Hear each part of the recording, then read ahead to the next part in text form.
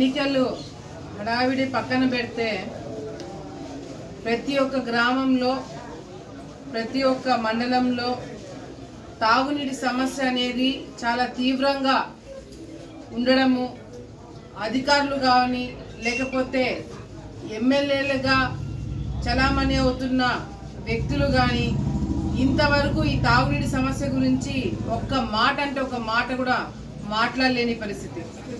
తాగునీటి సమస్య ఏదైనా వచ్చింది అంటే కలెక్టర్ దగ్గర అధికారుల దగ్గర మీటింగ్లు పెట్టుకొని తాగునీటి సమస్య తీర్చడానికి ఎక్కడన్నా బోర్లు వేయాలా, చెరువులు నింపలేదా, ఏం చేయాలి, ఆర్డబ్ల్యూఎస్ డిపార్ట్మెంట్ తరపు నుంచి ఏం చేయాలనేది ఒక మీటింగ్ అనేది గతంలో మేము అధికారంలో ఉన్నప్పుడు ప్రతిసారి కూడా పెట్టడం జరిగింది.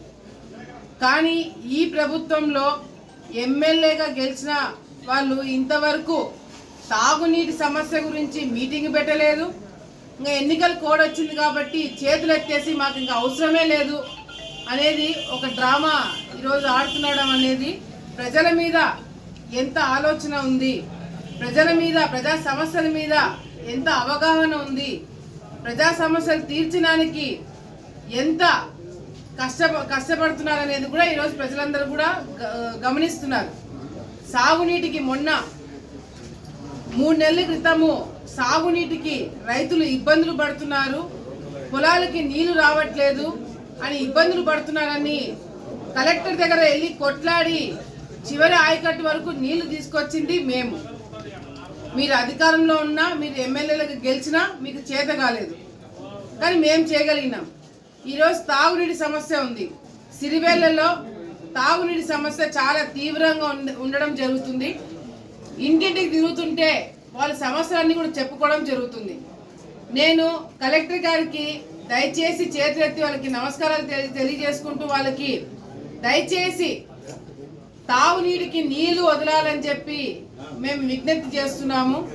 ఈ తాగునీటి నీళ్లు వదలడం వల్ల అటు నంద్యాల కావచ్చు, సిరివెల్ల కావచ్చు, మిగతా గ్రామాలు కావచ్చు, ఆలగడ్డ టౌన్ కావచ్చు, నీళ్లు నింపుకోవడానికి, చెరువులలో నీళ్లు నింపుకోవడానికి, గనులు ఆలగడ్డ గని నింపుకోవడానికి కూడా మేము గతంలో ప్రెస్ మీట్లు పెట్టి కమిషనర్ గారికి చెప్పడం కూడా జరిగింది. కానీ ఇంతవరకు చెరువులు నింపుకోలేదు, కుంటలు నింపుకోలేదు, ఏది కూడా ఈరోజు చేత కాకుండా నీళ్లు కిందికి పోతుంటే కూడా చూస్తూ కూర్చొని ఎటువంటి ఉపయోగం లేకుండా ఈరోజు మన ప్రాంత ప్రజలు ఇబ్బందులు పడే కార్యక్రమం జరుగుతుంది. వీళ్ళు నిద్రపోతున్నారా వైసీపీ నాయకులు, లేకపోతే నిద్రపోతున్నట్టు నటిస్తున్నారా అనేది కూడా ప్రజలందరూ కూడా గమనిస్తున్నారు.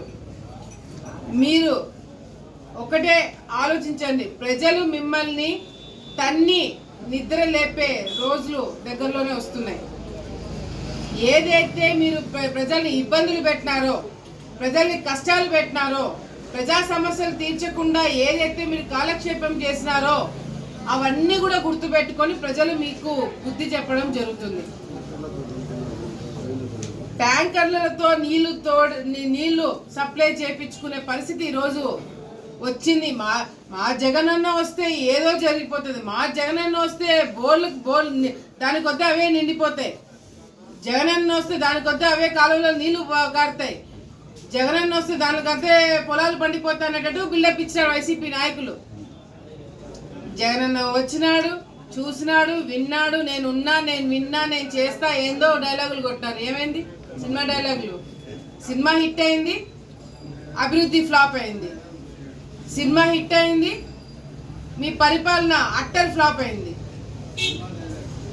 ఈరోజు మీరు ఏదైతే ప్రజలకు చూపించిన సినిమా ఉందో భయంకరమైన సినిమా అది. మళ్ళీ బుద్ధుంటే ఆ సినిమా మళ్ళీ పెట్టుకోవాలని అనుకోరు.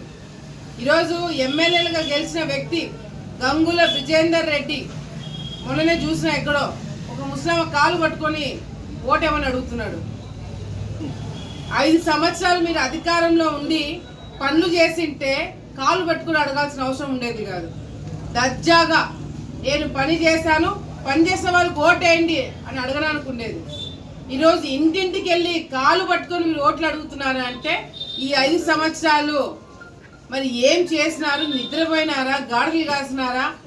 ప్రజల్ని పీడించుకొని తిన్నారనేది కూడా చాలా స్పష్టంగా అర్థమవుతుంది. ప్రజా సమస్యలు ఉన్నప్పుడు తండ్రి కొడుకులు ఎందుకు బయటికి తిరగట్లేదు? ప్రజలకి సమస్య ఉన్నప్పుడు ఎందుకు మీరు బయటికి వచ్చి మాట్లాడట్లేదు? ఇంతవరకు ఎంత అన్యాయం అంటే ఒక సాక్షి పేపర్కి తప్ప ఏ పేపర్కి వాళ్ళు ఇంటర్వ్యూలు లేరు. ఒక సాక్షి ఛానల్కి తప్ప ఏ ఛానల్లో వాళ్ళు ఇంటర్వ్యూలు రావు. ఆయన సవాల్ ఎప్పుడు వదిలినాడంట. ఆ సవాల్ నమ్మి వదిలినట్టు కూడా తెలియదు. ఆ సాక్షిలో ఉంటుంది కాబట్టి సాక్షి ఎవడు చూడరు. ఆయన సవాల్ ఏం వదిలినాడో దేనికి వదిలినాడో కూడా తెలియదు నాకు. ఎందుకంటే వేరే పేపర్లకి వేరే ఛానల్స్కి ఇవ్వడు కాబట్టి.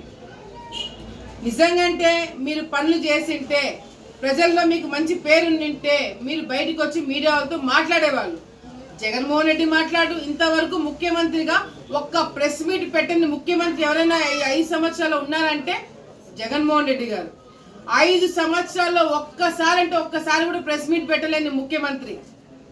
ఇక్కడ స్థానికంగా ఉన్న ఎమ్మెల్యేలు ఒక సాక్షికి తప్ప ఏ ఛానల్కి కూడా ఇంటర్వ్యూలు ఇవ్వలేని పరిస్థితి. తాగునీటి సమస్య ఉంది, ఎందుకు తండ్రి కొడుకులు మాట్లాడట్లేదని మేము ప్రశ్నిస్తున్నాము. ఈ ప్రశ్నకి వాళ్ళు సమాధానం చెప్పరు. కింద వాళ్ళ కార్యకర్తలు వాళ్ళ చెంచాలు ఎవరో ఉంటారు కదా, వాళ్ళతో పెట్టిస్తారు ప్రెస్ మీట్లు. ఈరోజు డైరెక్ట్గా నువ్వు ఎమ్మెల్యేగా నువ్వు దిగుతున్నావా, ఎవరు దిగుతున్నారా నీ క్లారిటీ ఉందా? నా క్లారిటీ ఉంది. ఆళ్లగడ్డ తెలుగుదేశం పార్టీ అభ్యర్థిగా నేను దిగబోతున్నాను. నేను ప్రెస్తో మాట్లాడుతున్నాను. ప్రజా సమస్యల గురించి డైరెక్ట్గా నేను మాట్లాడుతున్నాను.